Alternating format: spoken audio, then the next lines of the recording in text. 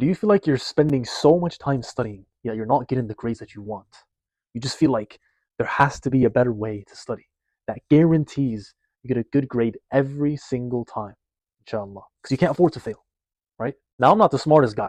I'm actually a lot dumber compared to the other people in uni, okay? But this study method I used up until I graduated, and I did pretty well.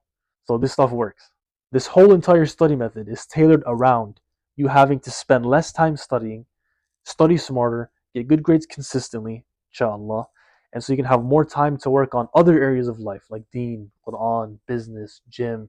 Okay, this study method allows you to be the lazy student who gets the grades of a nerd. Now, the best study method consists of 10 things. Now, the first three are the most important. Step uno, choose a good professor. Okay, I'm not even gonna lie, bro. A good professor is gonna make a hard class easy. A bad professor is gonna make an easy class hard. Okay, this is way before you even start a class. Okay, I'm telling you from now, this will literally change your life forever. He can literally make everything so easy and smooth if the professor is chill. Okay, go on, rate my professor. When you choose a class, this is way before you even study. But remember, we're talking about setting it up. Like when it does come time to study, it's set up nice and easy for you to do.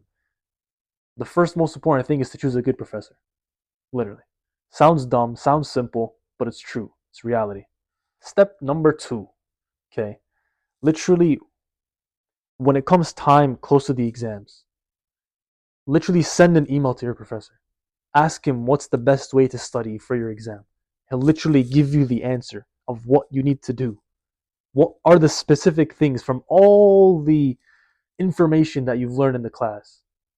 He'll literally tell you, yep, do this, do this, do this. I literally sent this. Copy and paste it. Copy and paste this email. Okay? Blah, blah, blah.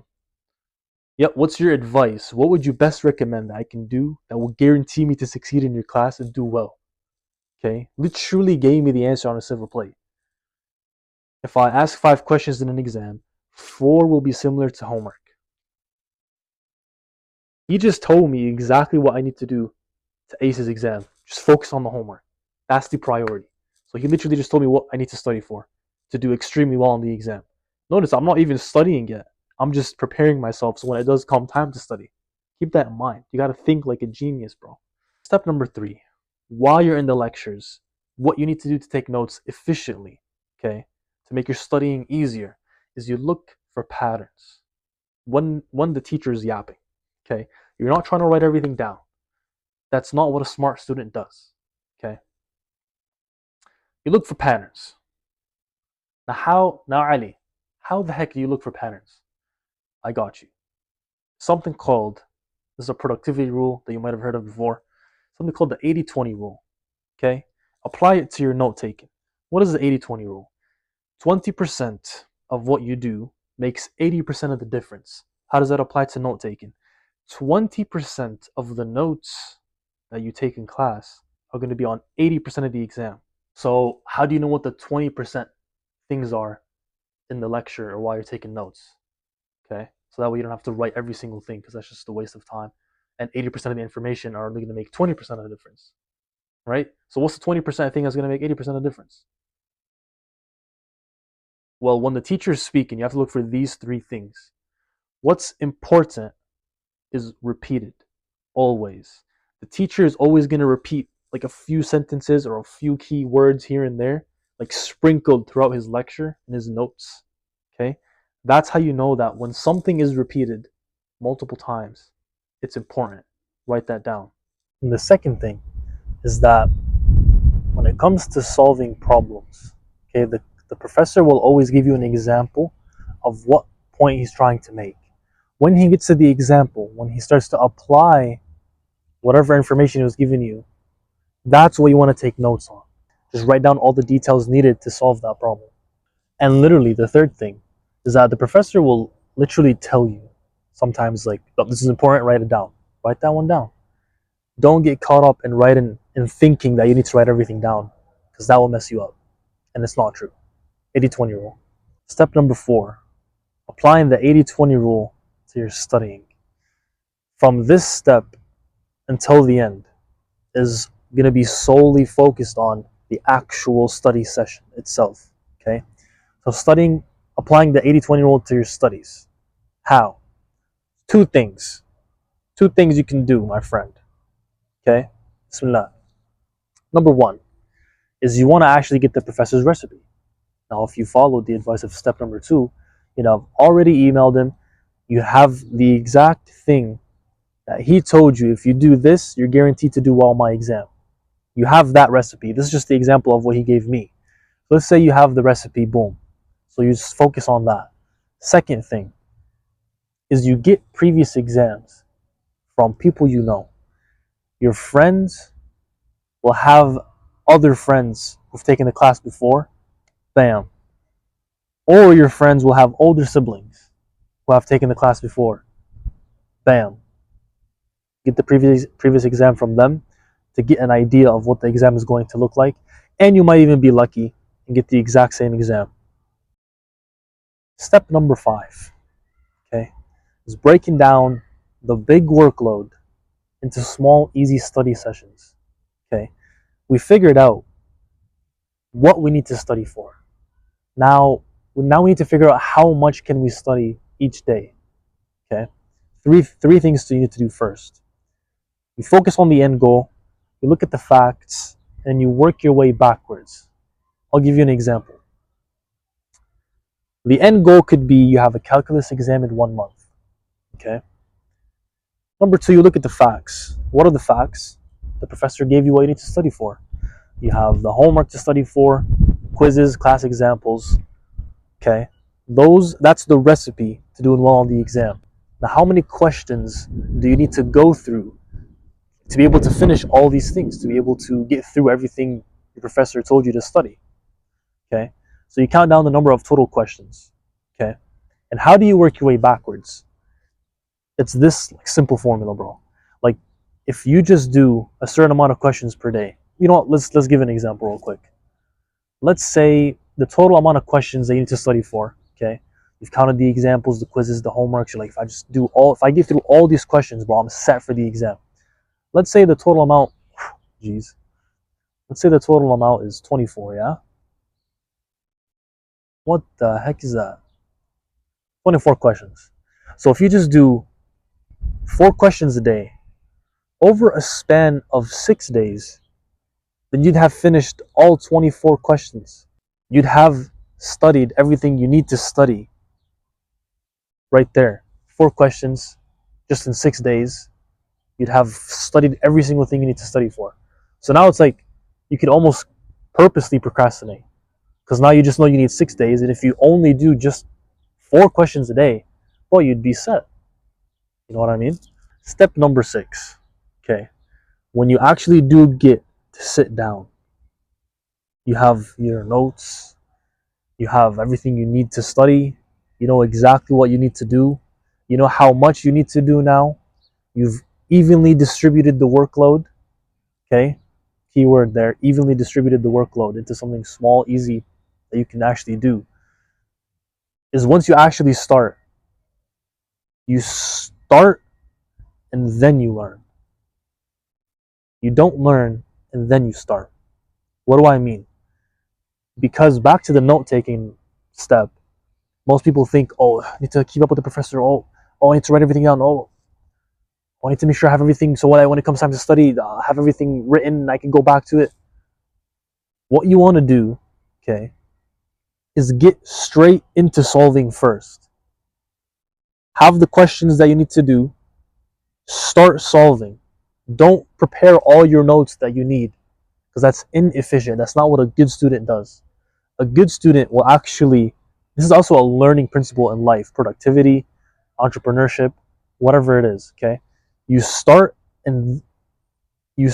come across a problem, and then you look how to solve that specific problem. That's how you learn. That's the most efficient way to learn. Because let's compare the two, okay? If you learn and then start, this is what it would look like. You'd have all the notes that you need. You literally went through all the lectures, the recordings. You've tried to keep up with the professor. Whoops. You've tried to keep up with the professor. You've worked really hard to get all the details that you think you need. Let's say you have 50 pages of notes. Now you need to start. Okay, you've got the questions ready to start practicing, studying. For example, find the resistance for R3. It's like a circuit question if you're an engineering student. Okay, let's say you get stuck. You have to look through all your 50 pages, okay, just to find the thing. Flip, flip, flip. Inefficient, bad, garbage way. Okay, the right way to do it is to start with the questions straight away, even if you don't have the notes on it. Okay, just like once you get stuck, perfect. Now we have something specific to take notes on. So we don't have all these 50 pages of notes and then I have to flip through every single page to find the thing that I need. What you do is you focus on the problem. Once you come across a specific problem, you search up the solution for that specific thing. Don't spend more than 10 minutes trying to figure something out. Inefficient, waste of time. You can choose to waste your time spending 4 or 5 hours like making your brain hurt just to figure out a problem so you can feel smart, or you can actually be smart and ask straight away either YouTube or the professor. Search it up on YouTube or ask the professor, shoot an email, go to his office hours, whatever you need to do to actually save time. Okay? Get the answer straight away from the expert who already has the answer instead of you trying to figure it out. Put the ego on the side. All right? And then you take notes on exactly what you need. Bam. Like half a page of notes, 1 page, all you need. Repeat the same thing when you go to the next question. This is the most efficient way to save time and actually learn. Okay? Because you don't learn just from taking notes. You learn from solving the problems. Okay? It's the right way to do it. It's the wrong way to do it. Step number 7. Okay? Deep work. So now you know the approach that we need to take. When you actually do need to study, like what's the best way? You start, then learn. Okay? But when it comes to actually studying, you've got the Pomodoro technique, you've got like all these weird hacks and whatever of like what's the best way to study. It all makes sense logically when you first hear like the Pomodoro technique is okay, your brain, like your focus goes down after 25 minutes and then take a break, it's supposed to go back up. So when you start working again, you're more efficient. There's a huge flaw in that. And I'll tell you exactly what it is. It's this. Okay, the Pomodoro technique is trash because when you study for, say, 25 minutes, you're doing this. Okay, you studied for a little bit, you made some progress on solving some questions, maybe whatever. Next study session, bam, okay, it's not bad. Oh, another study session, took a break, another study session. Look at how much progress you're making, okay? You might think this is good, but it's actually not, and I'll tell you why. There's a very, very important productivity principle that says like the more time you spend focusing on one single thing, you're more likely to enter the flow state. Why is the flow state important? Because once you're so immersed with your work, okay, your quality of work increases, your likelihood to be distracted decreases, you're just so much more focused. So your brain is working optimally. So if you can tap into that state, your study session, the quality of that study session is going to be so much higher than just doing the Pomodoro technique. Because if they say after 15 minutes is once you start like slowly entering that flow state, and you're cutting it off 10 minutes right after you got into it. And the other problem with it is once you take a break, okay, it's so much harder to get back to work because you got up from the chair that you were studying at. Now you got to come back and sit down twice. Like it's hard the first time, yet alone taking a break, coming back, taking a break, coming back. So like you're resetting that resistance to getting yourself to just sit down even. You know what I mean?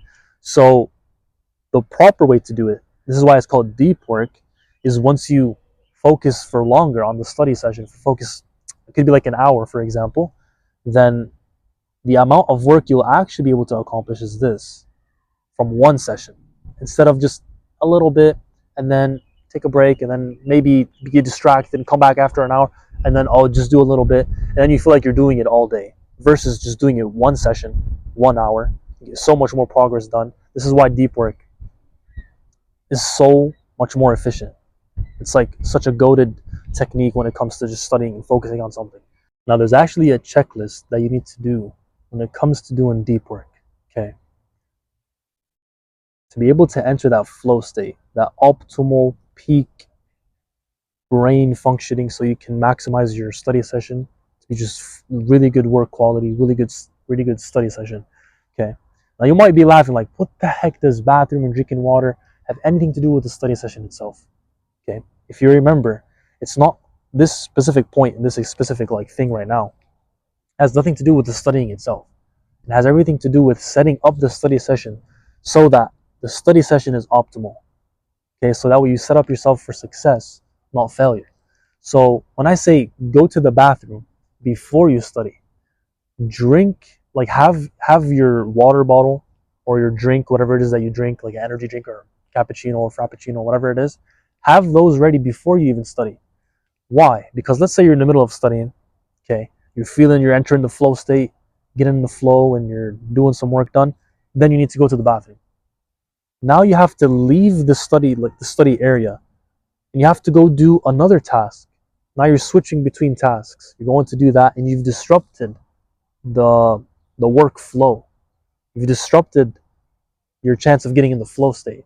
Now you have to come back and sit down.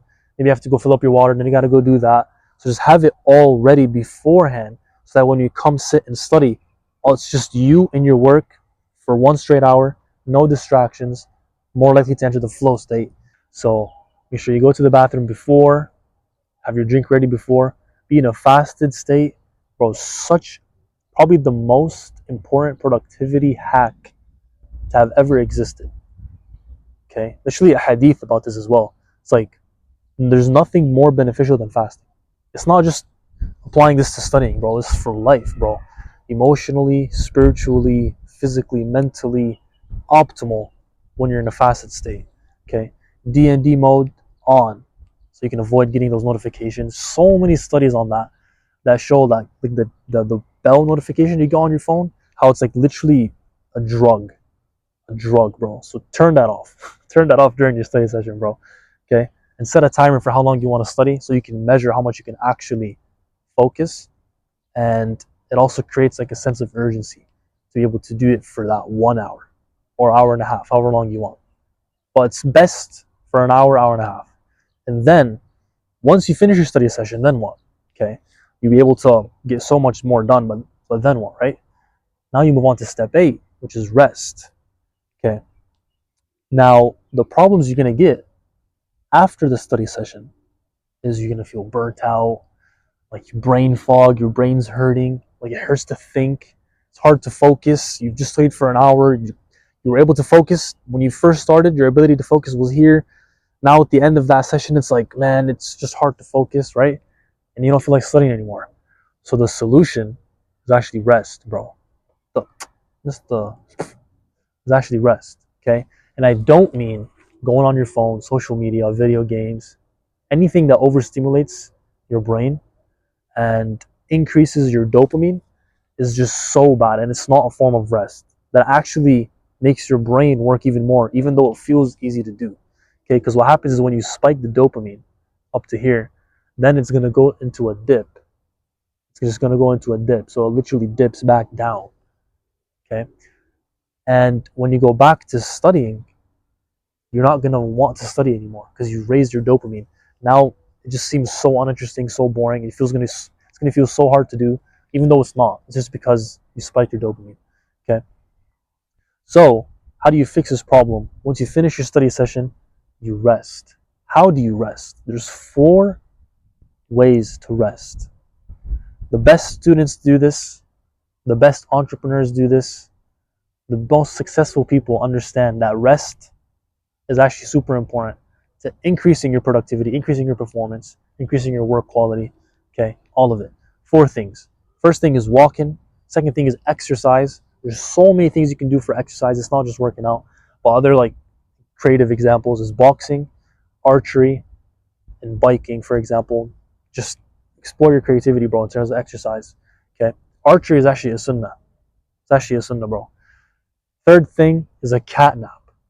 Literally a cat nap. It's just a short nap. And then the fourth thing is doing something you're passionate about. I don't know why I chose this picture. This guy looks kind of gay. I'm not gonna lie.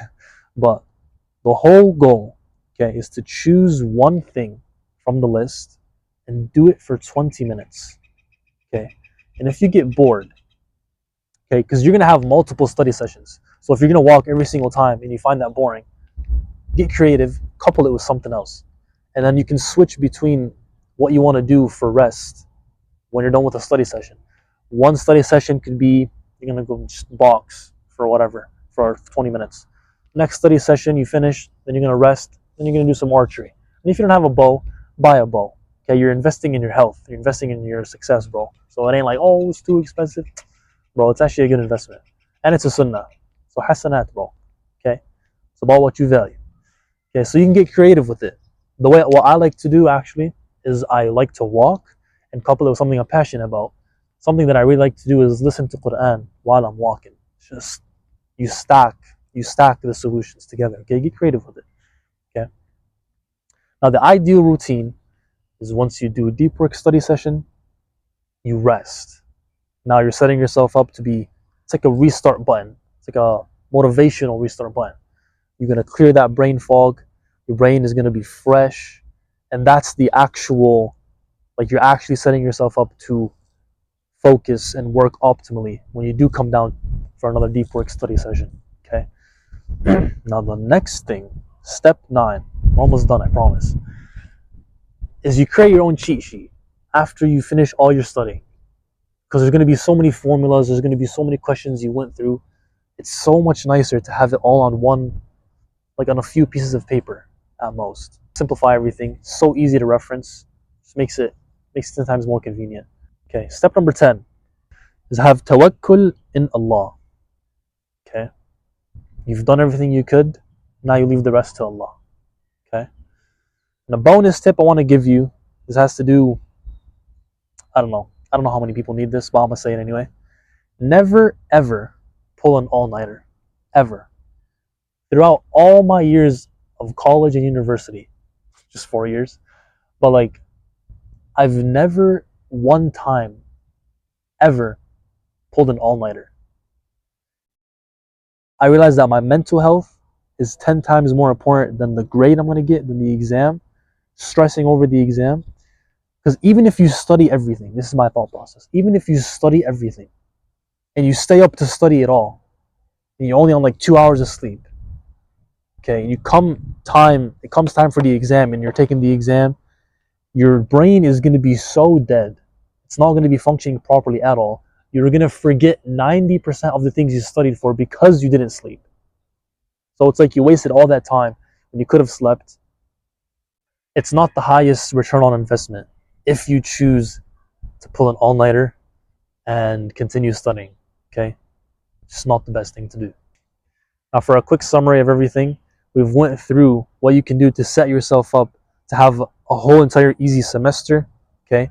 The 80-20 rule to take notes, to study, how much you should study by breaking them down, by breaking your workload and everything you need to study into small, easy study sessions, evenly distribute your workload, okay? We've went through when you actually do sit and study, the best way to do it is to start and then learn. Don't learn and then start. Okay, and we've talked about deep work principles because Pomodoro technique is garbage. Okay, we have a whole checklist made to get into that flow state for optimal progress in your study sessions. Okay, and then after your study session, you rest properly because the incorrect form of rest will actually set you up to have a like, it will ruin your next deep work session. It won't be as optimal.